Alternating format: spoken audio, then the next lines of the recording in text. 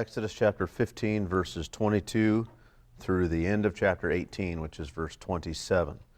The title of the message today is Testing in the Wilderness.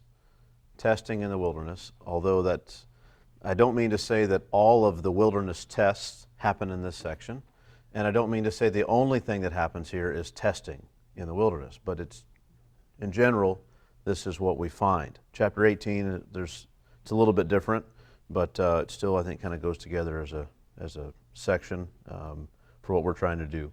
We've come to that point in Exodus, as I mentioned earlier, where we're kind of beginning to take larger chunks of the book, and that's for two reasons. One, I'm trying to get through this in a year, and you say, well, we could have divided things more evenly and taken bigger chunks at the beginning. I think there are greater lessons for us in the beginning. The material is more densely packed.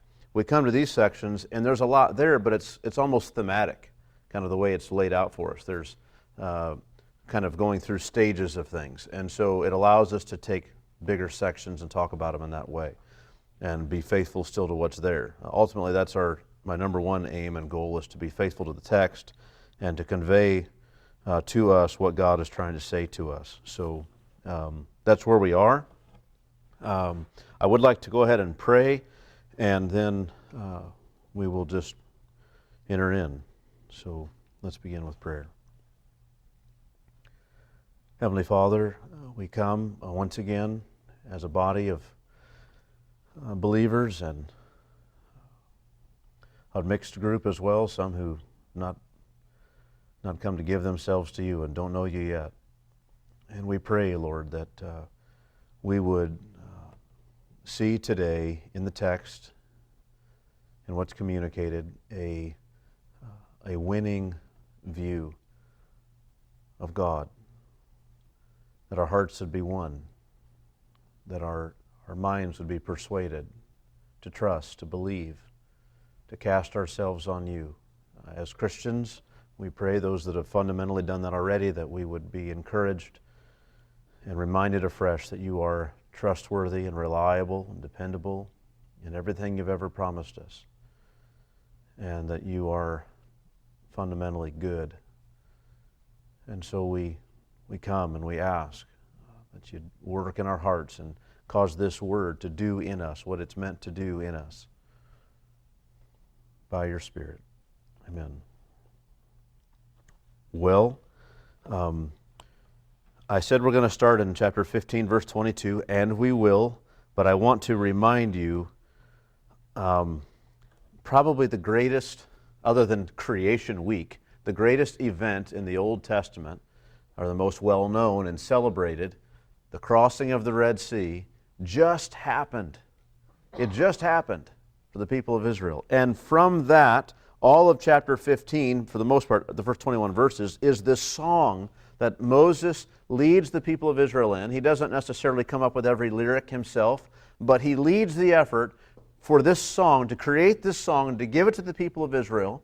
Miriam comes out, and there's tambourines, and there's all these things. The women are dancing, and they're playing, and Israel is singing. Now, I don't know what the largest concert you've ever been to, but there's like 1 million people here, right? There's 600,000 Israelites, by the men, the number. We're talking about lots of people gathered together celebrating the Lord's victory. It was quite a sight. I mean, it's the kind of thing that when you see it, you're moved so much, you just think, well, I'll never forget that as long as I live. And that's just the song. But the song is celebrating the event, which is the Red Sea crossing, which is even greater. It's incredible. I mean, they're singing this song on the shores with the dead Egyptian bodies on the shoreline, right? It's quite a thing. And from that, there's this terrible letdown for like the rest of this section. It's just awful to think that it says at the end of chapter 14, verse 31, Israel saw the great power that the Lord used against the Egyptians, so the people feared the Lord, and they believed in the Lord and in His servant Moses. And then there's this song. And you just think, God has taken these slaves who were just so downtrodden and worn down and beat down, and He's delivered them in miraculous ways that they couldn't have expected, and He's won over their fear of Him, their belief in Him, their confidence, their trust in Him, and even in Moses. And they sing, and it's wonderful and glorious. And then they come a 3 days journey to something hard, and it just all starts to fall apart. It's awful. And this is where we are. So, this is, as unpleasant as it might be, this is where the story takes us. This is what happened. This section of Exodus is one which, for the most part, the people of Israel are tested by God. You think about that, you can sing, it's almost as though the disciple at this time, Peter, saying, Lord, they might all forsake you, but I'll never forsake you. And the Lord just says, look, that's going to be tested, what you just said. And you're not going to make it. Right? That's not going to work. And here the people are singing God's praises. He's delivered them. And now the question is, God, as mighty as He is to deliver out of Egyptian hands, can He provide for us through this barren wasteland? It's a different kind of job, right? And you might say, well, of course, if God can do the one thing, He can do the other. He's Lord of heaven and earth. Well, they haven't really learned that lesson yet. They know that's what He claims, but what they've seen is He's mighty to deliver from the Egyptian powers. But can He provide for us in the desert where there's nothing here? Will He provide for us? And so it's a different kind of job.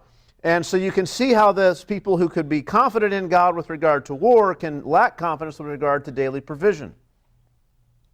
And we ought, even if it's hard for us to imagine that, we ought to just look in the mirror and realize that we ourselves often can trust someone with regard to one thing and not with regard to another for no apparent reason.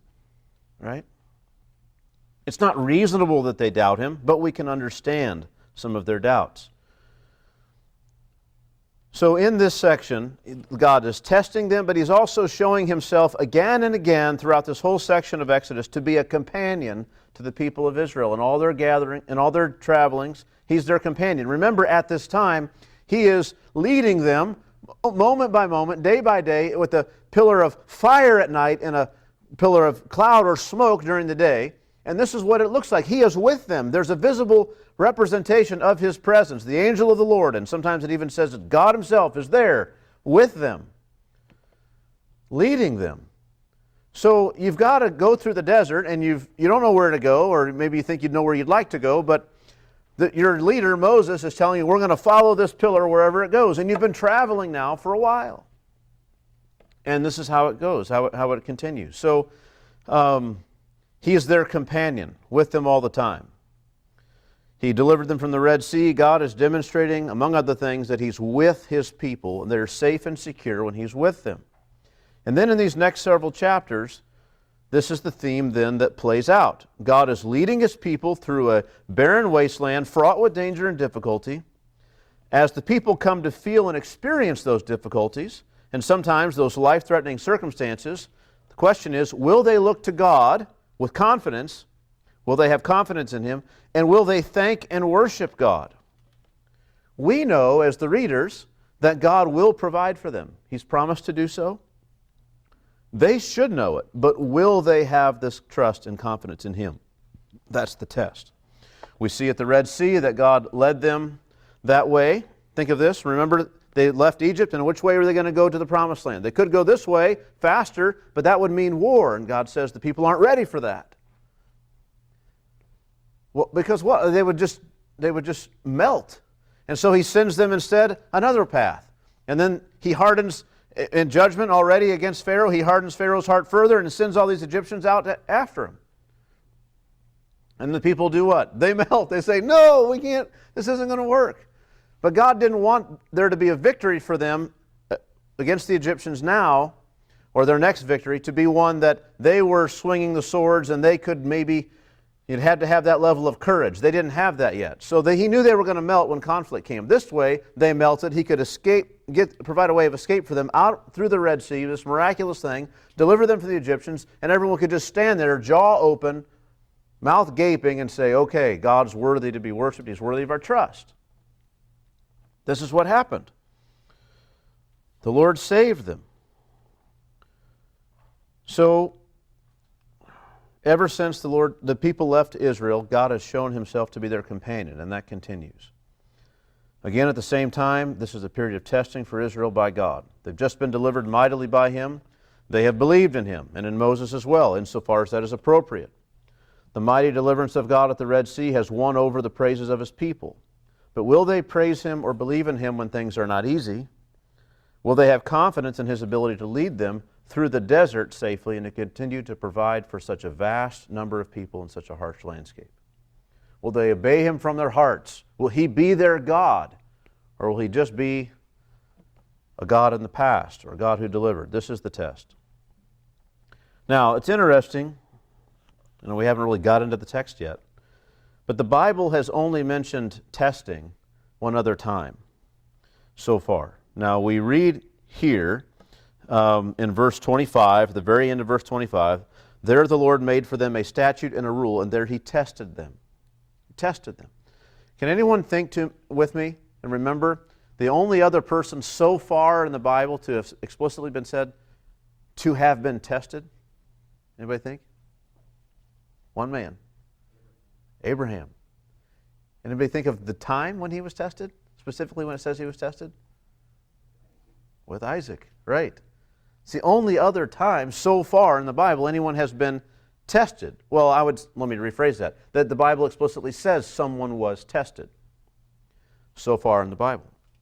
Now, others, and now the people of Israel are being tested by God. So there, Abraham, God said he tested Abraham to see if he really loved him, if he would obey him, if he would fear him. And now God's testing the people of Israel to see what are you made of? I heard all those songs, they were great. They were a thrill to my heart. Did you mean it? Right? This is the idea. Let's see. Let's see. Now we know that there were other people in the Bible who have been tested, though. Other people even prior to this. For instance, though it doesn't tell us explicitly, doesn't use that word, Adam was tested in the garden, right? As was Eve. But especially Adam, who had already been taught something of God's kindness to him and the way God was willing to provide for him, because Adam had already gone through the feeling of being without. He didn't have a spouse. He didn't have a woman. He didn't have a mate, a partner. Nobody fit for him.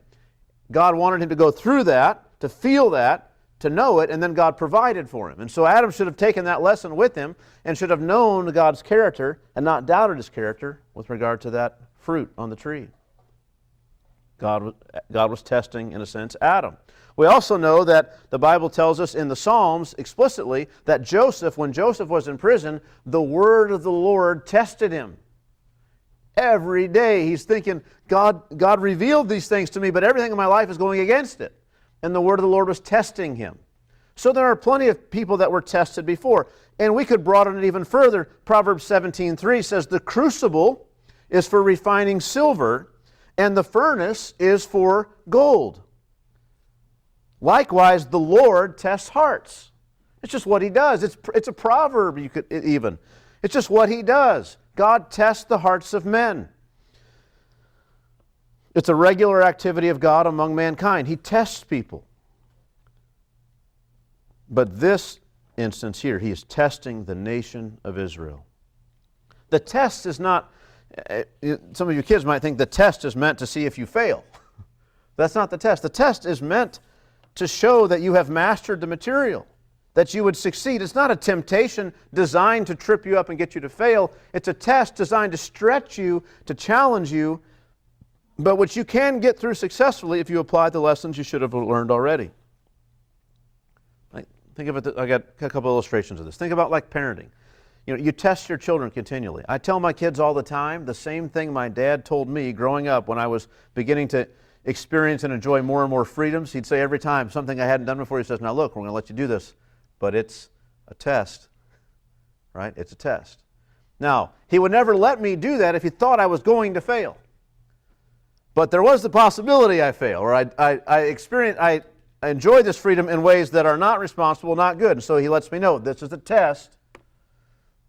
And if you pass, you'll get to continue to enjoy these things. If you fail, it's going to be a while because evidently you're not ready, right? And this is the way it was. And so you could think of it this way. God is testing them. What can they handle? Where are they at? They can pass. They can pass the test. Will they pass? I don't know. But they can. It's reasonable now for him to expect them not to fail this test. He's not wanting them to fail. He knows that they can do it, or they wouldn't have gotten to this point. Or it's like coaching, right? You know that in order to compete and win, the players need to improve. They need to develop. In order to get them there, you have to make them work and sweat and practice again and again and again. How many times do I hear as a coach, but I can't do it? And then 20 minutes later, they're doing it wonderfully, right? It's like, you can. Don't, just because it's hard right now, just keep at it. You'll get it. It's not too hard for you. Just got to work at it a little bit. Something comes up in the Israelites' experience as a nation, we can't. God's not fair. Stop. You can. He's provided for you. Look to Him. Ask Him. Have you even asked Him yet? No. Look to the Lord. He'll provide. You should know this already. Don't complain to Him. This sort of a thing. It's like teaching. You teach and teach and teach, and then you test. Not so that they fail, but so that you can be assured that they have mastered those lessons and can move on into other things. Sometimes I think we have the idea that the testing God gives us, the trials He sends in our life, are something like, I don't know if you had this experience, but I had some math classes in high school that by the time I finished high school, my senior year, I knew I'm not going into the field of mathematics. Like, I'm not doing it. But I also I was very good at math, and so I was in like the highest classes that the school had offered. And I enjoyed it, but I didn't like the test because I knew like I really had to buckle down, and because of my interest in college, I still had to keep my GPA really high, and so like I had to pass the test. And for me, the only result that I could see, other than like college scholarship or something, for passing the test was I just passed the test. That was the only point of it, was just to get past the test. There's no benefit to me in the later life with regard to the material. And I think we sometimes think that God puts us through trials like that. Like He just got me through there just to see if I can pass. And there's this other thing. There's no real reason for this. He wants to know if I can study hard and pass the test today. And the next month we got something else. But it's not like that. It's more like young kids teaching them the alphabet. And you've got these flashcards, and you're trying to work with them. And eventually they have a test, and they got to get all the letters right. And it's like, you need to pass this test because to function, like, you need to be the kind of person that you don't have to ever wonder, what letter is that? I can't think. What is that third letter? I'd never know. Like, you should just be able to read and not ever ask what letter it is. You should be able to put things in alphabetical order. You should just know this alphabet and how the sounds they make and all the things. You just have to have it down so well to successfully function as an adult. And most of the lessons that we have to learn as Christians are the ABCs of the Christian life. And we get tripped up because we kind of forget this little thing or that little thing, and we got to learn them again. But if we just learn these basic lessons, like, we'll just be perfect through this thing. That doesn't mean we don't have hardship. A good part of what God wants us to do is to shine in the midst of hardship, just like He did. But needless to say, these lessons many times they're the basic things. They're not the advanced stuff.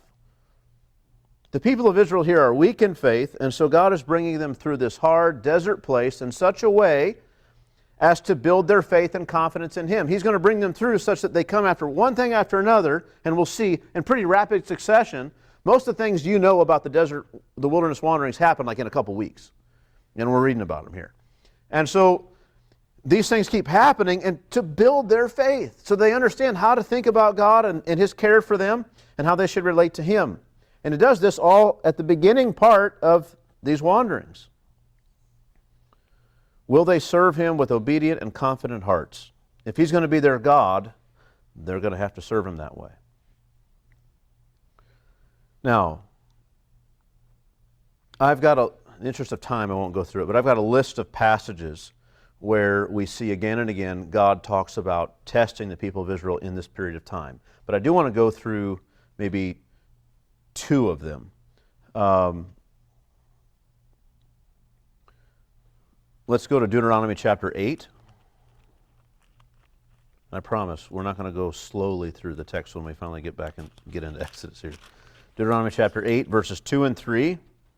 And you shall remember the whole way that the Lord your God has led you these 40 years in the wilderness, that he might humble you, testing you to know what was in your heart, whether you would keep his commandments or not. And he humbled you and let you hunger and fed you with manna, which you did not know, nor did your fathers know, that he might make you know that man does not live by bread alone, but man lives by every word that comes from the mouth of the Lord. Right? He was testing you that he might know what was in your heart. And he was humbling you to teach you certain lessons. And then Psalm 81. Psalm 81. Again, I've got like a dozen of these texts, but we're just looking at a couple. Psalm 81.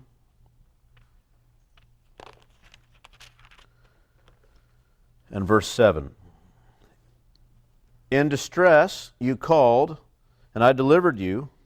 I answered you in the secret place of thunder. I tested you at the waters of Meribah, which is where we'll read about that in a couple moments. I tested you there. Tested you. Would you call to me? Would you look to me? And how would you look to me? Right? Not just if you would, and that's important. You'll see when we talk about Meribah. Not just if you would look to me, but how you would look to me.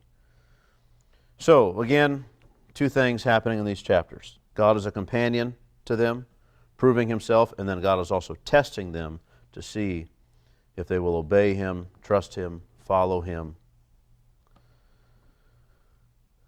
It's an interesting thing the way those two things play off one another. On the one hand, God repeatedly is meeting their many and varied needs and providing for this vast number of people in this wilderness. At the same time, he doesn't just do it automatically.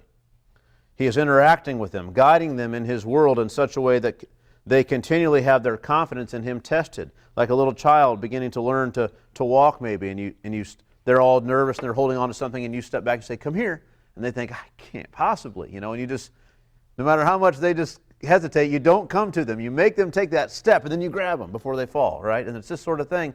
God's saying, "Come on, you got it. Come on. I know it's hard. You've got to trust me. You've got to come to me." And this is what he's looking for, bit by bit.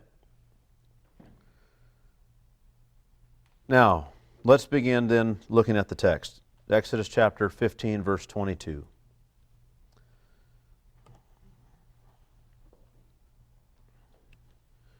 Then Moses made Israel set out from the Red Sea, and they went into the wilderness of Shur. They went 3 days in the wilderness and found no water. When they came to Marah, they could not drink the water of Marah because it was bitter, therefore it was named Marah. Right? So they came to a place, it didn't have the name Marah, but they got there. They probably said, "Water!" And somebody started to drink it, and it was brackish, it was salty, it was bitter. They couldn't have it. All right? This is going to kill us if we drink this water. And so they said, "This is bad water." And they called it Marah. This is bitter. And that's why it's called Marah. Now, verse 24, and the people grumbled against Moses, saying, "What shall we drink?" And he cried to the Lord, and the Lord showed him a log, and he threw it into the water, and the water became sweet. What in the world? Well, first of all, notice these few verses. They took a 3 days journey. A 3 days journey into the wilderness has turned up no water. Now think of that for a moment. Have you ever gone 3 days without getting water? I haven't. I haven't gone, I've gone 3 hours, but I've not gone 3 days, right? I haven't even gone 1 day in my whole life without getting water. Now I can't imagine traveling through the desert for 1 day. I certainly can't imagine doing it without water for a day or 3 days, right? Now again, the people of Israel are following Moses as their leader. They're put their confidence in Moses, and Moses is telling them, trust God. He's the one who's done these things. You people need to believe God, and He's going to take care of us, and I'm going to follow Him, and you follow me. We're going to follow God wherever He goes. Okay. They went through the Red Sea. Now they're in the desert. For 3 days, they've been following God, His exact path through the desert, and never have they come across water. And you finally get to water, and it's no good. Now, let's de-spiritualize it for a moment. Suppose I was your guide, and I said, hey, I'm going to bring you through the desert. It'll be okay. Follow me. And I'm bringing you through, and I'm turning around and stuff, and it doesn't really make sense. You think, well, whatever. He said He's the guide. He knows what He's doing. And for 3 days, we have no water. And we finally show up and I say, here's water, and we get there, and it's bad water. You would say, what are we doing following this guy? He's an idiot. Like, find somebody else. Surely anyone else can guide us to bad water, right? We went on 3 days' journey, and now if we drink this water, it'll dehydrate us faster than anything else. We're all going to die. This is what it is. And the people grumbled against Moses, and you can understand it. Like, it's a genuine need. We need water. There's none here. Now, it doesn't say that people grumbled against God, which is interesting. But it does say they grumbled against Moses. But because Moses is the intermediary between God and the people, complaining to Moses is kind of complaining to God, which comes out later. But they're complaining to Moses, and so what does Moses do? The people grumbled against Moses, saying, what shall we drink? Verse 25, and he cried to the Lord. Right? You imagine, it doesn't tell us exactly what he said, but he cries to God, and you can picture it. Lord, they need water. We're following you. We've got tons of water here, but we can't drink any of it. What do we do? Keep reading. And the Lord showed him a log or a tree, and he threw it into the water, and the water became sweet. Don't try to explain that scientifically, right? It's just like the staff, we win, and this kind of thing. It's a miracle. But I mean, it's interesting. What are we going to do to fix this water? And God could just say, well, just drink it. Trust me, it'll be fine. And that would have worked, right? If God could have just made it work, could have protected them from the bad water. But God didn't work that way. He said, here's over here this log or a tree or whatever. I tend to think it's like a fallen over tree. It's like, this big branch of it, or it's the tree itself, which is rather small. I don't think he's uproots the tree, and then throws it in. Maybe he does, but so he takes this thing and he throws it in there. And what's that going to do? Well, it's not going to do anything. But since God told him to do it, it's the way God's going to provide. And so what happened? The water became sweet, refreshing, cool, good, wonderful. They could drink this stuff. But there's hundreds of thousands of people there that haven't drunk in 3 days, and they drink their fill and are satisfied. Like, God saved their life here. It wasn't like we were just, wow, I was kind of thirsty, a little parched. I didn't want that salt water. I'd rather have, it's like our kids, like, I gotta have water, I want tea, can I have chocolate milk? It's like, water's fine, right? That's not what it is. It's not just a preference. They were going to die. They were going to die. And God provided for them.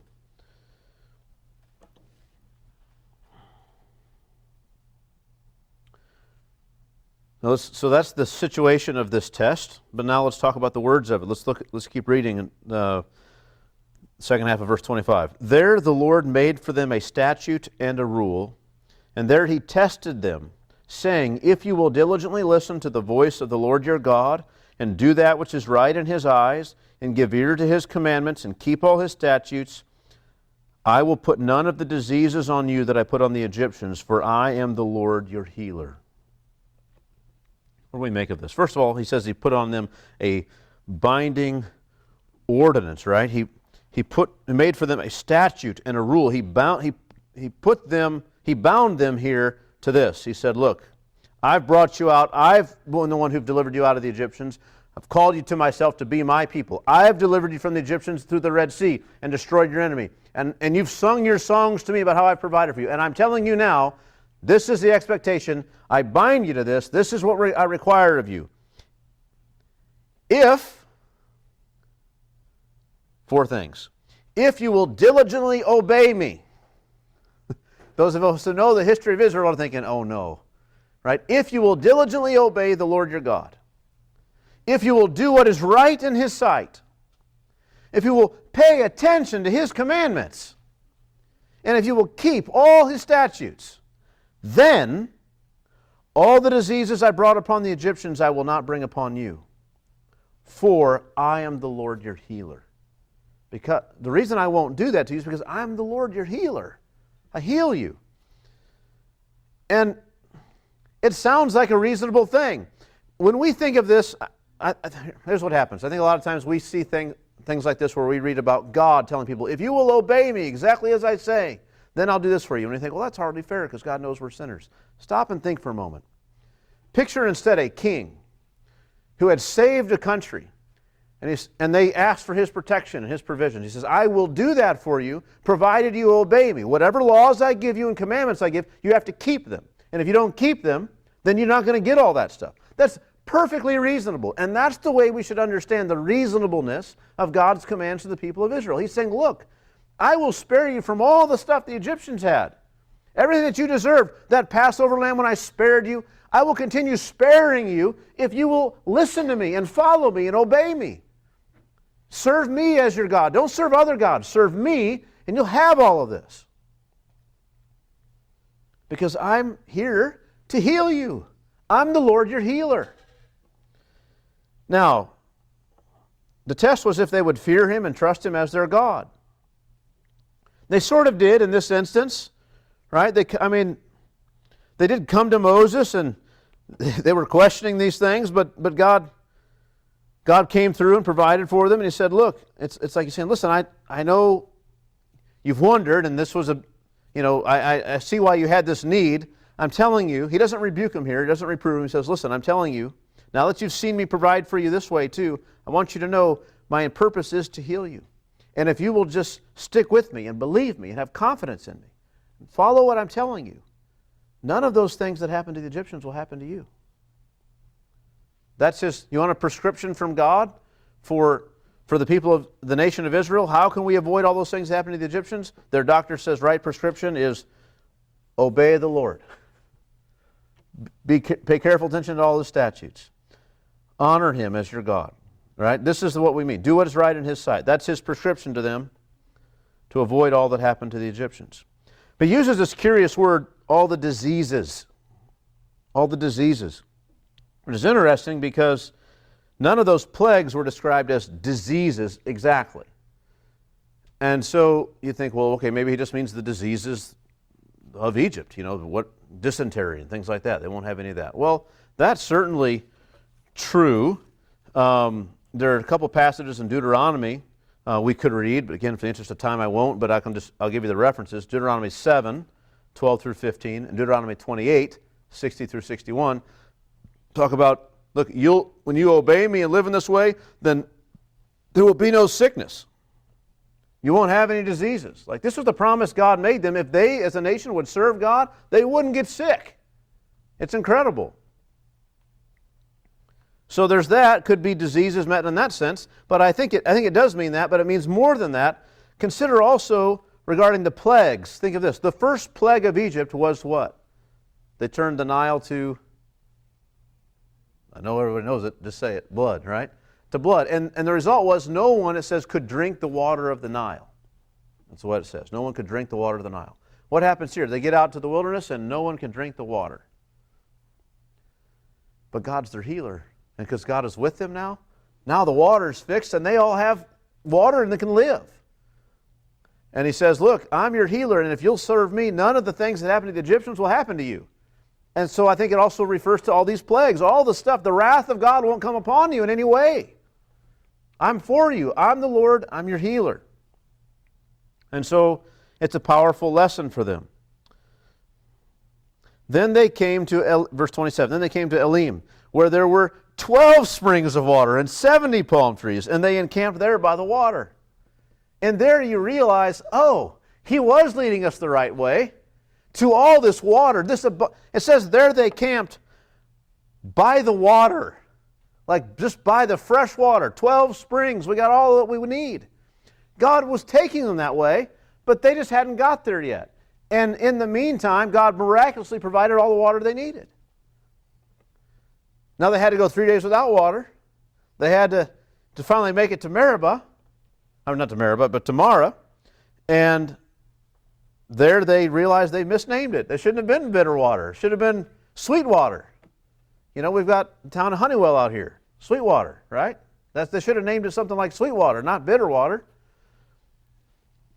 They spoke too soon before God provided. That's almost always the way, isn't it? Well, so now we come to the next, so they come to Elim, where there were 12 springs of water and 70 palm trees, and they encamped there by the water. Chapter 16, verse 1. They set out from Elim, and all the congregation of the people of Israel came to the wilderness of Sin, which is between Elim and Sinai, on the 15th day of the second month after they had departed from the land of Egypt. There's a date there. Let's get that date. They left Egypt on the 15th day of the first month. And now the 15th day of the second month, they arrive here at the wilderness of Sin. Okay, so 1 month has passed. Now, they've been out there for exactly a month's time. Turn with me to chapter 19, verse 1. We're going to fit some dates in here. Chapter 19, verse 1.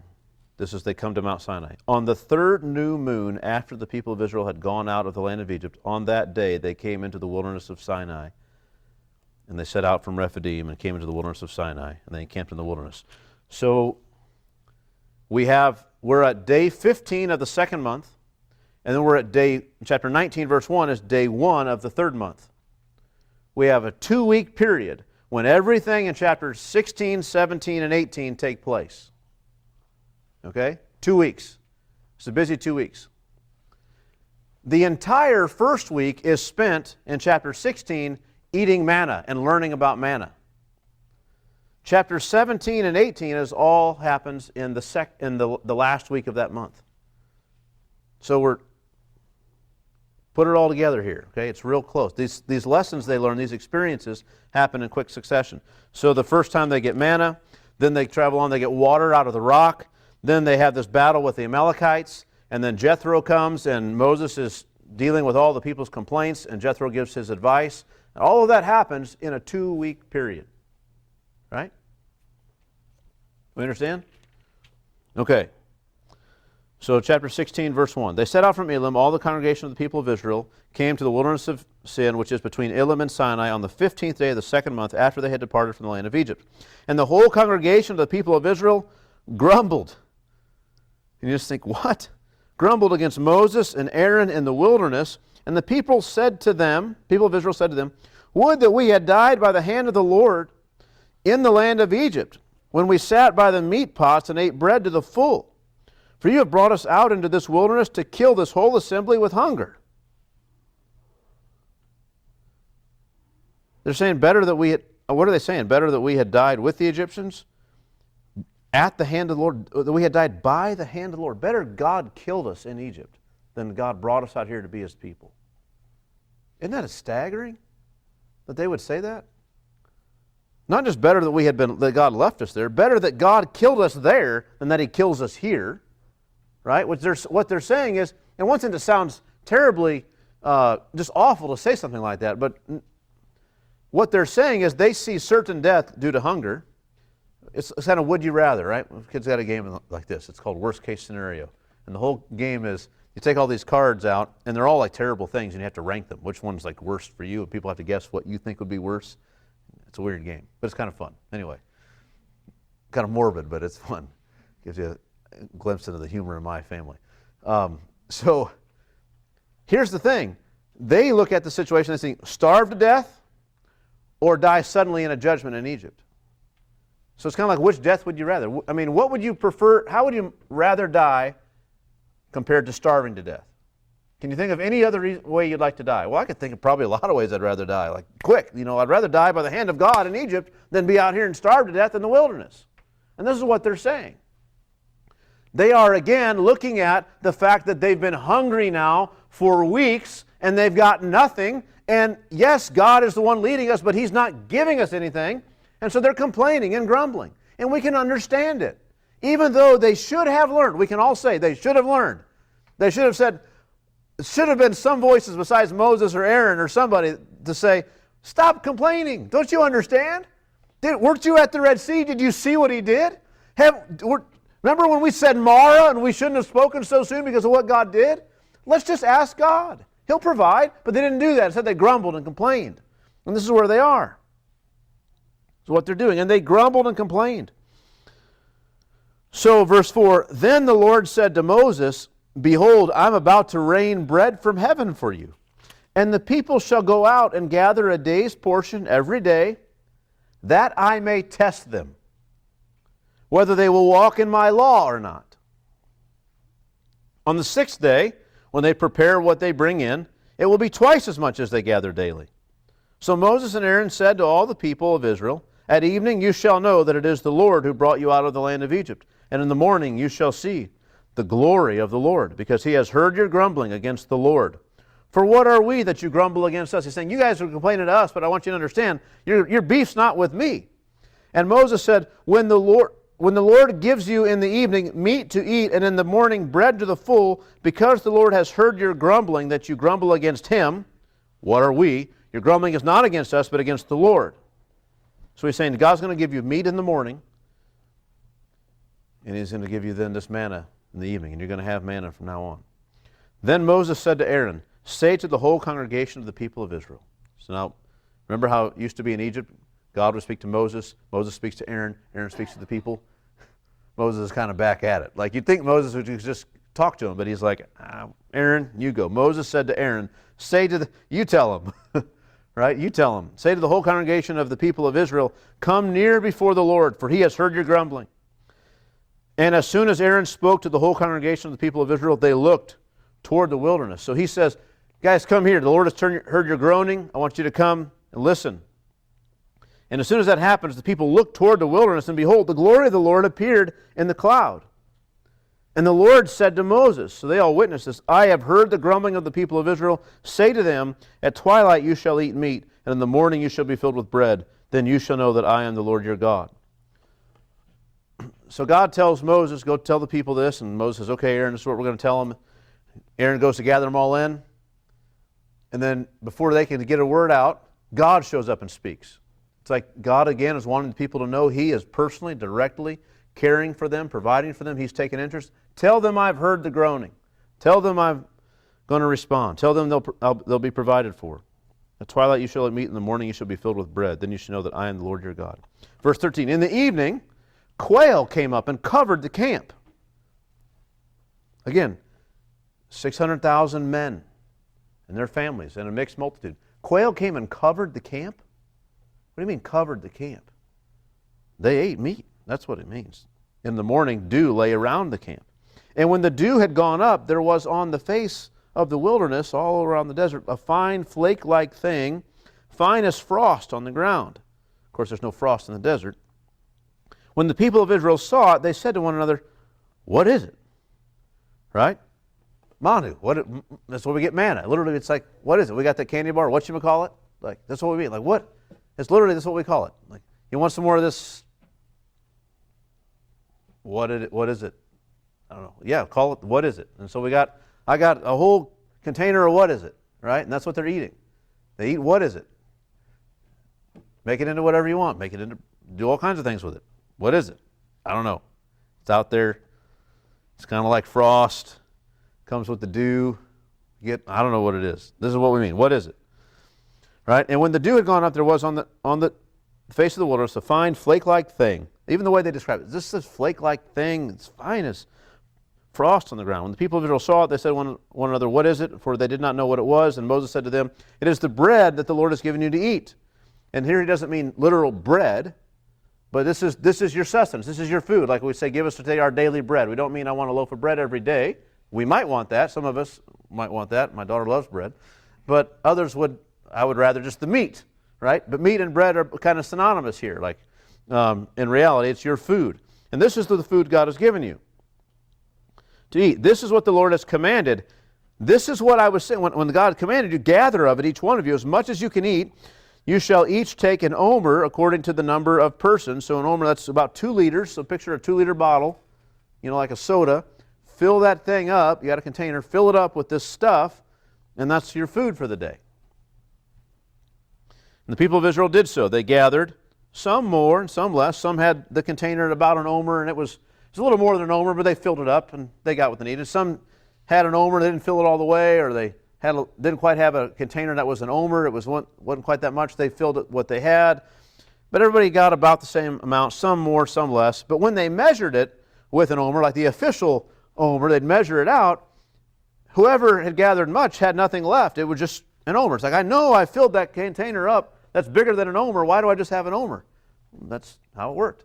Somebody else says, I gathered and I filled my container up, but it wasn't a full omer, and I've got a whole omer. Right? Whoever gathered much had nothing left over, and whoever gathered little had no lack. Each of them gathered as much as he could eat. And Moses said to them, let no one leave any of it over until the morning. So it wasn't like everyone ate the same amount of manna for the day, and that was full. You know, whether you had a big stomach or a little stomach, somehow the manna just filled you up. It wasn't like that kind of thing. It was rather something different. Some people thought, well, we haven't had food yet at all. We got the stuff they gathered up. I'm just going to have a little bit of it, and I'll leave the rest till tomorrow. And morning comes and it's nasty. Worms in it, it stinks, right, which we'll read here in a second. And it's no good, right? Moses said to them, let no one leave any of it over until the morning. Don't do that. But they did not listen to Moses. Some left part of it till the morning. And it bred worms and stank, and Moses was angry with them. Why? Because he told them, don't do that. I told you to go out and gather it every day. Morning by morning, they gathered it, each as much as he could eat. But when the sun grew hot, it melted. Verse 22. That doesn't mean you couldn't eat it later. It means like you would have to bake it into something. You'd have to turn it into something to have it in the evening. You couldn't just leave it raw. However, whatever that, what is it? I don't know. I'm not trying to tell you what it is. This is what they're describing what happened.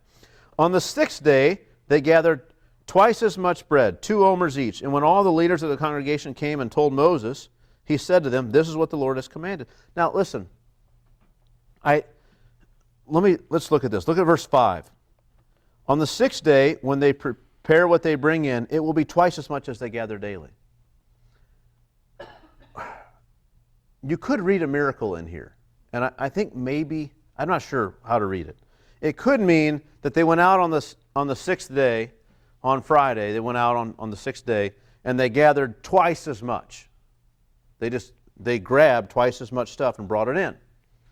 Or it could mean that when they go out on the sixth day and they gather it, they bring it will be twice as much. It's doubled. Does that make sense?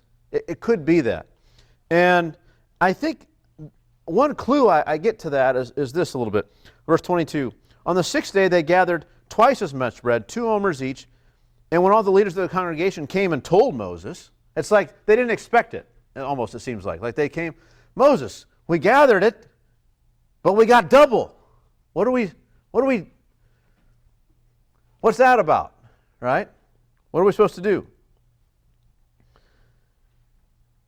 Or you could just say that they just reported to him, it's done, we've got it. We've got twice as much.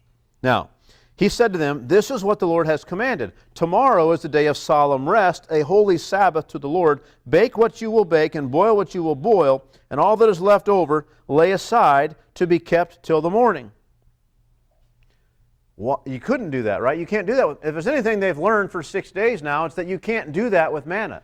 If you leave it over, it's going to be bad. It's going to stink. And now Moses is saying, well, God's got this special thing planned for you tomorrow, so take that whole extra day and just set it aside and wait till the morning and see what happens. You think, what kind of plan has God got? It's Mara is what this is going to be. It's going to be bitter. It's going to be bad. This is not going to be any good. And so, this is what they're told. Verse 24, so they laid it aside till the morning as Moses commanded them, and it did not stink, and there were no worms in it. Moses said, eat it today, for today is a Sabbath to the Lord. Today you will not find it in the field. 6 days you shall gather it, but on the seventh day, which is the Sabbath, there will be none. Don't even go out there. Don't go outside the camp looking for it. It's not there. Eat this that you've got. Verse 27, on the seventh day, some of the people went out to gather. They're like, well, I'm going out there anyway. You just think, how is this possible?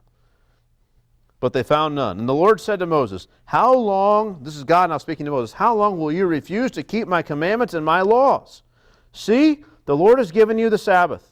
I've given this to you. I've provided this for you. You don't need to go out there. Don't do that. The Lord has given you the Sabbath. Therefore, on the sixth day, he gives you bread for 2 days. Remain each of you in his place. Let no one go out of his place on the seventh day trying to go get food. Just enjoy what I provided. How hard is it that the laws I give you are just enjoy what I provided? We can't obey that one. You see, God is, it's like, are you kidding me? I'm just saying, just stay there. I've given you all you need. I already gave it to you ahead of time. You don't have to doubt. You don't have to look and hope it comes later. It's right here for you now. And they say, oh, I'm going to go out and get some extra. In case what? I'm providing for you. I've given you the Sabbath. Quit doing this. Verse 30, so the people rested on the seventh day. Now the house of Israel called its name manna. It was like coriander seed, white, and the taste of it was like wafers made with honey. Sounds pretty good. Like better than a honey graham cracker, right? Like that, but better. Or maybe not like that. We don't know. Moses said, this is what the Lord has commanded. Let an omer of it be kept throughout your generations, so that they may see the bread with which I fed you in the wilderness when I brought you out of the land of Egypt. And Moses said to Aaron, take a jar and put an omer of manna in it, and place it before the Lord to be kept throughout your generations. As the Lord commanded Moses, so Aaron placed it before the testimony to be kept. The people of Israel ate the manna 40 years till they came to a habitable land. They ate the manna until they came to the border of the land of Canaan. An omer is a 10th part of an ephah. Now, can we just understand that what I just read, verses 31 to the end of chapter 16, was probably not written by Moses? And certainly was not written at this time that these events happened? Like, we know it because it's reporting on some things that happened. It's explaining to us about this manna. It's giving a law or a commandment. It's relaying to us a commandment that Moses gave at a later time with regard to the manna. While they were still in the wilderness and they were still getting manna, Moses had said, let an omer of it be kept throughout your generations. Where should they keep it? In a jar. Where? Before the testimony, the ark of the testimony, which God hasn't told them about yet. None of that's happened yet. So this is Joshua maybe writing, saying, listen, this is what happened. But it might even be later than that, because we have in verse 36 an explanation. At least verse 36 might be even later than that. An explanation. An omer is a 10th part of an ephah. The people of Israel walking around here in the wilderness, they know what an omer is. They all are measuring it out every day. Why the explanation, an omer is a 10th part of an ephah? Well, people like us need that. We say, what is an omer? And we look down on our footnotes and says, oh, some archaeologists figured out it's about 2 liters. Okay, an omer is 2 liters. That's the same thing we have in verse 36, but we're so removed. They say, oh, an omer is a 10th part of an ephah. And we go, what's an ephah? Right? We need another explanation. But verse 36 was written later. It just was. Don't let verses like this, you read through something in the Bible and you think, well, that could, I know those people who don't believe the Bible say people came in and edited stuff. I bet that's what happened. This whole thing I can't believe. It's like, no. It's right there, yes. Someone came in, it could have been Ezra the scribe. Like, could have been a lot of people that are authorized by God as part of this whole group of people who write and collect what become our scriptures. And they write this, and it's just there. But it seems to me that verses 31 through 36 is written later. Probably most of it by Joshua, but certainly verse 36 by someone even after him. They're writing to people who don't know what an omer is. So us, but we also don't know what an ephah is, right? So they're writing to that. That's what that explanatory verse is written about. Okay, now, I said we're going to get through 2 more chapters, and we are, which means we're not going to go nearly that slow through the rest of these, because there's a theme here in all of this. So now, chapter 17, verse 1. All the congregation of the people of Israel moved on from the wilderness of sin by stages, according to the commandment of the Lord, and camped at Rephidim. So, hang on, just remember, we had 2 weeks period. We've gone through an entire week now, and now they start to leave. So now this is the beginning of the last week of the 2nd month. All the congregation of the people of Israel moved on from the wilderness of sin by stages, according to the commandment of the Lord, and camped at Rephidim, but there was no water for the people to drink. Again, sounds familiar. No water again. Therefore, the people quarreled with Moses. You think, no. People quarreled with Moses and said, give us water to drink. And Moses said to them, why do you quarrel with me? Why do you test the Lord? But the people thirsted there for water. And the people grumbled against Moses and said, why did you bring us up out of Egypt to kill us and our children and our livestock with thirst? So Moses cried to the Lord, "What shall I do with this people? They are almost ready to stone me." And I don't think he's exaggerating, because they mentioned them and their kids. And that's why I think they're dead serious about it. Like when Moses says, they're about to stone me, they mean it. It's one thing it's bad enough for me to be nearly starving, but if we're following you and what you're telling us to do, and my kids are about to die, that's a whole other thing. And this is what they're saying. To kill us and our children and our livestock with thirst. And the Lord said to Moses, verse 5, "Pass on before the people, taking with you some of the elders of Israel, and take in your hand the staff with which you struck the Nile, and go. Behold, I will stand before you there on the rock at Horeb, and you shall strike the rock, and water shall come out of it, and the people will drink." And Moses did so in the sight of the elders of Israel. And he called the name of the place Massah and Meribah, because of the quarreling of the people of Israel, and because they tested the Lord by saying, "Is the Lord among us or not?" So he called the place testing and quarreling. Now I said this section is all about God testing them, or the testing of the people of Israel, testing in the wilderness. But there's another testing that happened in this verse, in this section. They tested God. Like God's testing them, but they had the audacity in that test. And what should their response have been? Just to ask, probably, "Moses, where should we get water? We don't see a place.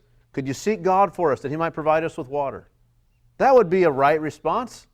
Instead they complain, "Oh, you're just going to kill us out here. We're going to kill you if you don't change things." It's terrible. This is the way they respond. And it says that they were testing God, saying, "Is God with us or not?" And it's like they're saying, if God was really with us, we wouldn't have to ask, we wouldn't have to look around for the water. We wouldn't have to ask. We wouldn't have to seek God for this. It would just be here. Like it was at those springs when we came to Elim. Why isn't it like that? If God's really with us, I mean, Moses, maybe you're not doing it right. God, you've done something wrong. We shouldn't have any lack. God provided us with the manna. We don't even have to do anything on Saturday, right? The Sabbath. We don't have to bother with going out to eat, to gather our food. We can just get it in our tent. Now we come out here and something's not here. God must not be with us anymore. I've got some lack in my life. God's not here. He's not with me. What a thing. And so Moses goes out there and he gets these elders, as God tells him, some of the leaders of the people, probably the ones who were most vocal, probably some of those guys who came directly to Moses to complain. Bring those guys with you. Come out here and strike this rock, and water will come out and the people can drink. So he did so in the sight of the elders of Israel, and he called the name of the place Massah, testing, and Meribah, which means quarreling. Because of the quarreling of the people of Israel, and because they tested the Lord by saying, "Is the Lord among us or not?" Yeah. It's pretty sobering, their lack of faith. So that happens. And they should learn from that, right? I mean, God provided again, even though we were without. And then later that same week, maybe the same day, the next day, I don't know, then Amalek came and fought with Israel at Rephidim. Now who's Amalek? Well, Amalek is, and here Amalek is reference to the Amalekites. It's not Amalek the man. But Amalek the man, who fathered the Amalekites, is the son of Esau by a concubine wife named Timnah. So he's family. Like he's extended family. And we know that God made a division and Esau has no part in any of this, wanted no part in it. And God said they're going to be at odds against one another. But here comes Amalek, or the Amalekites, under their leader, and they come and they fight with Israel at Rephidim. It's like they hear that Israel's gotten out, they're making their way through. They said, "Go get them." Why go get them? Well, probably to plunder them the way they plundered the Egyptians. They got all this stuff. Go take it.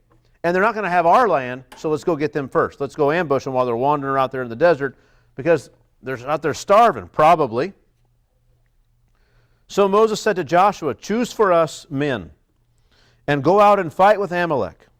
Tomorrow I will stand on top of the hill with the staff of God in my hand.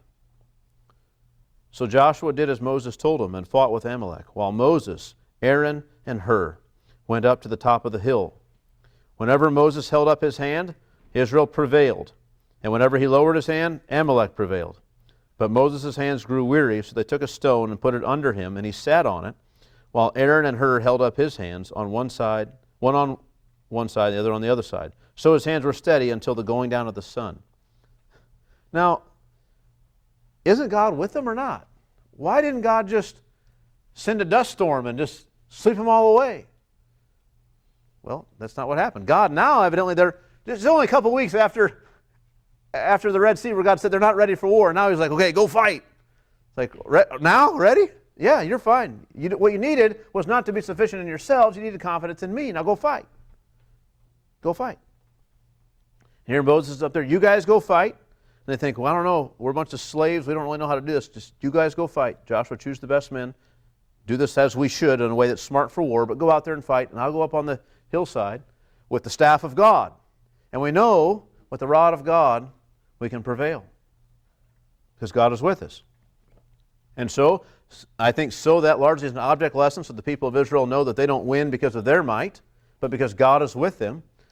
Here's Moses. He's watching. I don't know if it's needed yet, you think. He's just kind of sitting there. You wish he'd just held it up the whole time to begin with, but he's holding it there and they're losing. What do we do? And they start winning. And they can see the battles, and it's like, okay, I think we got them. Oh, wait a minute. I better put this back up, right? And it's like, okay, my hands get to put it in the other hand. And he's getting tired. We can't, every time he drops it, we lose. We start losing. We got to hold this thing up. And you think, well, what do we, so he's an old man. He's wearing down. Give him a big rock. Let him sit on a rock. Now he can maybe, just have it on the ground and hold it up. No, that doesn't work. He's got to hold it up. So one grabs one arm and the other grabs the other arm. And anytime it's needed, his hands are up, the rod's up. And they do this so that the whole day long at nightfall, he's still got this thing up in the air and they're still winning. So don't think it was a slaughter. Like, you know what I mean? Like you'll see maybe movies sometimes, or maybe I don't think anyone here has been in a real firefight, like with, guns and all that stuff where it's really happening. But you got guys that'll, sometimes you'll see these things where they'll remake in a movie an actual fight sequence that had happened. It's like sometimes it's boom, boom, boom, and it's over. Other times it's, 50 rounds later you finally got that guy, or you're hanging out and you're coming up with a plan. We got to get from here to there and figure out the time to do it, and it takes a long time. They're out there, and I don't have guns. They're out there with swords and shields and arrows and spears, and it takes all day long. And sometimes they're winning, and sometimes they're losing, and it's back and forth. But all the day, Moses is up there, and the difference, what they learned later, the soldiers learned later, is it was only because Moses had that rod up or down. That's the only reason. The only time we ever won was when he had the rod up. Thank goodness for Hur and for Aaron holding his arms. I just would say that's such a picture, I think, of corporate prayer, right? Like, here it is like, we've got this need over there. Moses is dealing with God, and he's growing weary. We're going to help him. We're going to help him to do this. Help him appeal to God for victory. It just seems like an exact picture of corporate prayer. Whatever, if any of you are gathered, two or more of you are gathered together on earth about anything and agree on that thing, you'll have it. Seek God. Paul says in Romans 15, it's a good illustration of this, I think. Romans 15.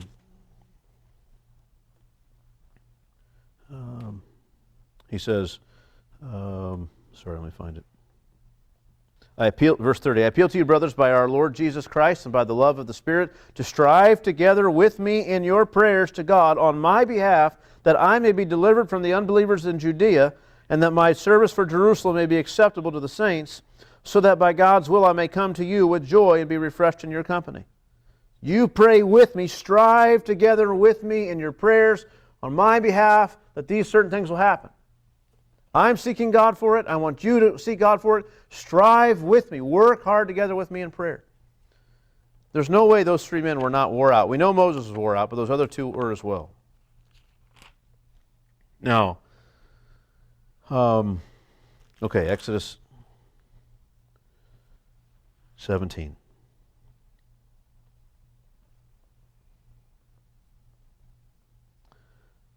Verse 12, but Moses' hands grew weary, so they took a stone and put it under him, and he sat on it, while Aaron and Hur held up his hands, one on one side, one on the other side. So his hands were steady until going down to the sun, and Joshua overwhelmed Amalek and his people with the sword. Then the Lord said to Moses, write this as a memorial in a book, and recite it in the ears of Joshua, that I will utterly blot out the memory of Amalek from under heaven. And Moses built an altar and called the name of it, the Lord is my banner, saying, a hand upon the banner, or hand upon the throne of the Lord will have war with Amalek from generation to generation. So God says, look, write this down. I will have war with them forever.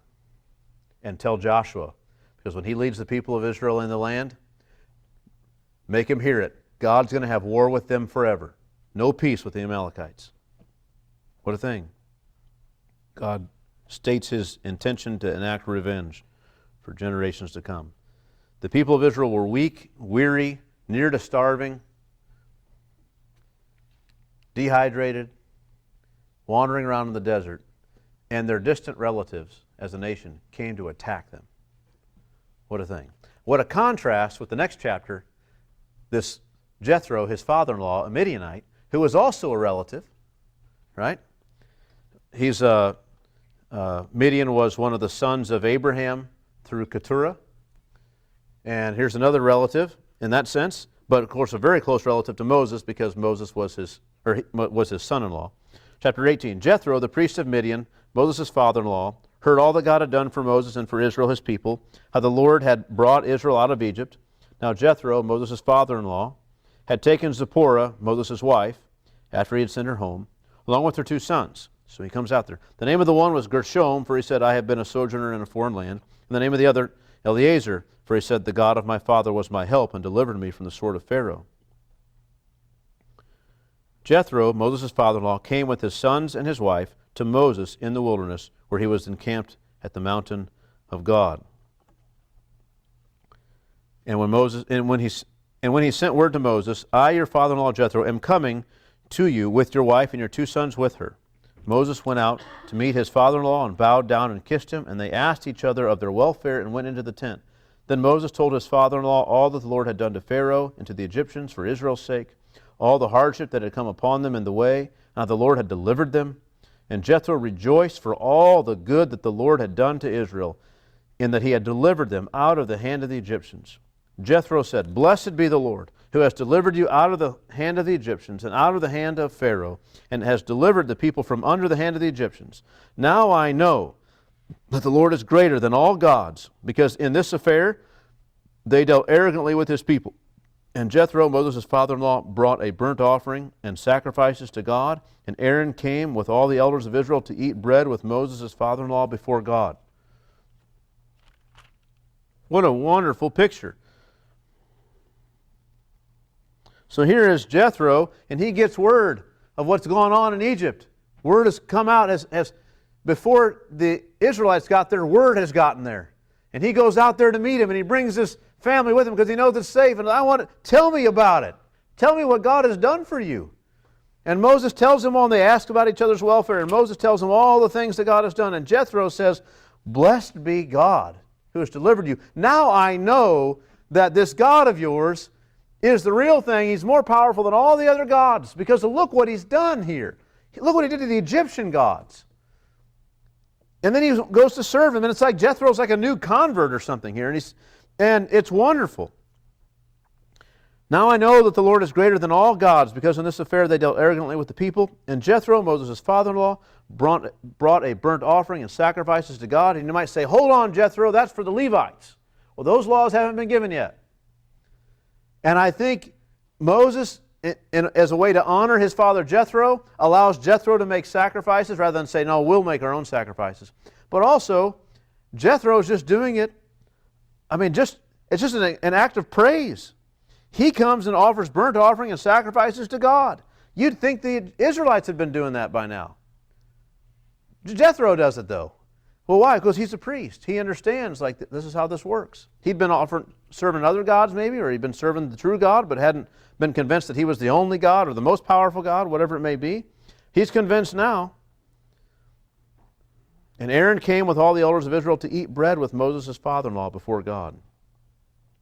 What a curious thing that would be. These elders who had just been complaining, and Moses led up, and they were there when he struck the rock. Now they all sit down together. It's like,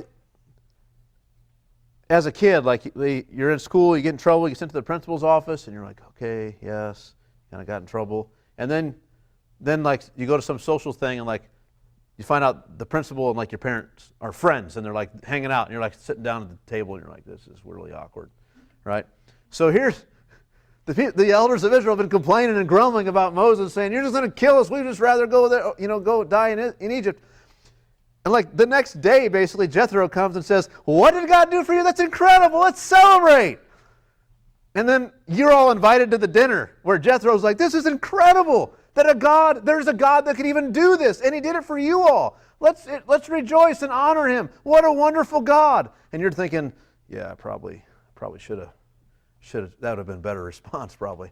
It's like, it's this weirdest dichotomy. These elders of Israel are sitting here eating with Moses' father-in-law before, not just there, before God. In some way that they are all aware, like, we're doing this before God. It is going to be the most uncomfortable thing in the world for the elders of Israel. Unless they really had a true change of heart and they were repentant and they thought, yes, like, look what God has done for us. And they could enter into that. But it's just, notice that they're the ones who are there. It's incredible. And then the last half of chapter 18, and we're almost done. So first of all, Jethro comes and he celebrates with them. And then he comes and he gives counsel. The second half is about this counsel he gives. The next day Moses sat to judge the people. And the people stood around Moses from morning till evening. So a couple days before, he's all day long with their staff. And he's wearied. And now, here he comes, and he's all day long sitting on the seat, giving judgments. Everyone's saying, hey, Johnny took a piece of my manna, and then now, when we went out today, he didn't get any for me. And that's not right. Tell Johnny he has to apologize, and what should be done, right? And, it's that sort of thing. And then this guy took this, and he did that, and he's got my animal, and, this accident happened, my animal got hurt, and this guy did it, and he's not willing to make it right. Moses, what do we do? From little insignificant things to bigger things that happen. But all of these things are coming. And Moses is there from morning till evening. When Moses' father-in-law saw all that he was doing for the people, he said, what is this that you're doing for the people? Why do you sit alone and all the people stand around you from morning till evening? And Moses said to his father-in-law, well, because the people come to me to inquire of God. Because they're not asking what I want. They're saying, we've got a new master now. We knew what Pharaoh's rules were before and what the laws of Egypt were. But now we're serving this other God, you say, and so we're coming, Moses. What does he say should happen in this instance or in that instance? See, it's not just whininess. Part of it is a willingness to say, what are the new rules? He says to be careful to keep all these statutes. I'm not going to just say, well, in Egypt we used to do this. I don't know what we're supposed to do now. We're going to wait in line till Thursday and get an answer because we're supposed to do what he says. And this is the situation. He says, because the people come to me to inquire of God. When they have a dispute, they come to me, and I decide between one person and another, and I make them know the statutes of God and his laws. Now, look, just with my own kids, there are times in the past that have happened where it takes like an hour and a half to get to the bottom of what actually happened. Now, how much more of these people where there's like a 5-year history of what happened in Egypt, and this, you said when we got out of there, you'd give me this, and blah, blah, blah. And it's just ridiculous. Case after case, he's got to sort through it all, figure it out, get to the bottom of it, and then say, okay, in this instance, this is what God, he's got to ask God, what would God require? And then he comes to, this is what God says. This is absurd. And Jethro was just looking at this and saying, what are you doing? This is awful. You're going to wear yourself out. You're going to put yourself in a grave doing this. And the people don't really get justice. They just wait around forever. This is no good. And so verse 17, Moses' father-in-law said to him, what you are doing is not good. You and the people with you will certainly wear yourselves out, for the thing is too heavy for you. You're not able to do it alone. Now obey my voice, and I will give you advice. And God be with you. You shall represent the people before God and bring their cases to God. And you shall warn them about the statutes and the laws and make them know the way in which they must walk and what they must do. Moreover, look for able men from all the people, men who fear God, who are trustworthy and hate a bribe, and place such men over the people as chiefs of thousands, of hundreds, of fifties, and even of tens. And let them judge the people at all times. In every great matter they shall bring to you, but any small matter they shall decide themselves. So it will be easier for you, and they will bear the burden with you. And if you do this, God will direct you, and you'll be able to endure, and all this place also will go, and all this people also will go to their place in peace. So the idea is, he comes and says, look, this is crazy what you guys are doing, and I think I've got a way better idea to handle it. If God's okay with this, this is definitely what you should be doing. Set these men up, find men that fear God, that won't take a bribe and will listen and will faithfully judge, and do it in this way. And you can keep coming to God and get these answers, but that's the way to do it. Verse 24, so Moses listened to the voice of his father-in-law and did all that he had said. Moses chose able men out of all Israel and made them heads over all the people, chiefs of thousands, of hundreds, of fifties, and of tens. And they judged the people at all times. Any hard case they brought to Moses, but any small matter they decided themselves. Then Moses let his father-in-law depart, and he went away to his own country. It's a big, full week, right? Pretty full week. It's hard to believe that after that battle, the people had enough energy to still complain and argue and bring all their grievances, stand in line and wait. But they did. So two things I want to say. I don't mean, they might strike you a little bit as humorous, but I don't mean them to be humorous. I think they're actually helpful to think about. Sometimes it is the in-law who has the best idea, right? That's number one. Sometimes it is the in-law who has the best idea. Jethro, his father-in-law, if they'd have kept doing what Moses was doing, his idea, it would have been awful. Father-in-law comes, not the person maybe you'd want to hear from. Yes, father-in-law, give me your wisdom, right? But he's the one who's got the best idea. I just would say this, like Moses is known to us as the meekest man on the earth. We ought to be the same. We ought to be meek, humble enough to receive correction, to hear from people. The person you think they're not, I don't really want to hear from them, like, hey, maybe that's exactly who you need to hear from. Maybe they're the ones who have have heard from God on this thing or have the right idea. That's number one. Number two, sometimes it's the new convert who has the mind of God on a matter and not the old sage. Sometimes.